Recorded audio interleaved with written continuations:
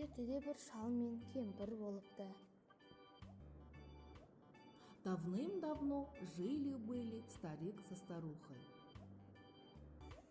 Once there lived an old man and old woman. Шал айтыпты. Кемпір, маған бауырсақ пісіріп берсеңші. Неден пісірейін? Ұн жоқ қой. Әй кемпірім, қойманың түбін қырнап көрсең ғой, бауырсақ ұн табылып қалар. Ескі қойманың ішінен іздеп көрейін. Старушка, приготовь мне колобка. Из чего приготовить? Ведь муки нет. Ой, старушка, по коробу поскреби, по сусеку помети, не наскребешь ли муки на колобок? Хорошо, внимательно поскребу. Может, действительно найдется мука. Кемпір бір күні бауырсақ пісіріпті. Оны терезенің алдына суытып қойыпты. Бауырсақ суып тұрып, бір кезде домалай жөнеледі. Именно так старуха приготовила колобка, поставила на окошку, студить положила. Колобок полежал, взял да покатился с окна. One day old woman baked a bun. She put it on the windowsill to cool. But the bun cannot sit on the windowsill, it jumps from the window. Бір кезде оған қоян жолығады. Вдруг по дороге навстречу ему заяц. The bun runs along the road and meets a hare.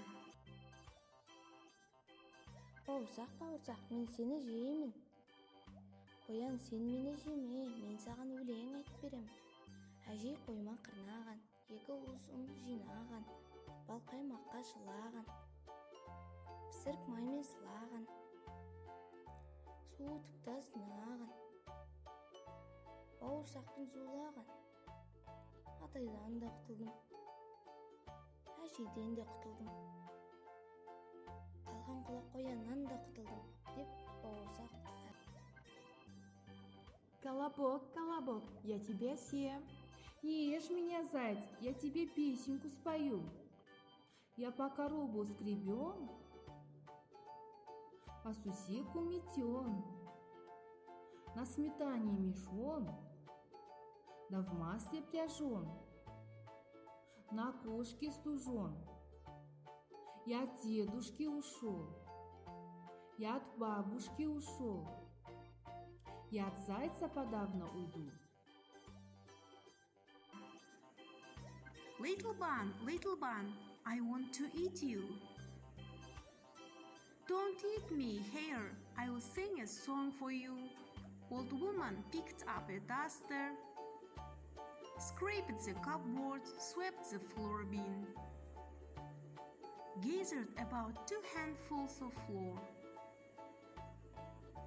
She mixed the dough with sour cream, fried me in butter, put me on the windowsill to cool. I ran away from grandfather, I ran away from grandmother.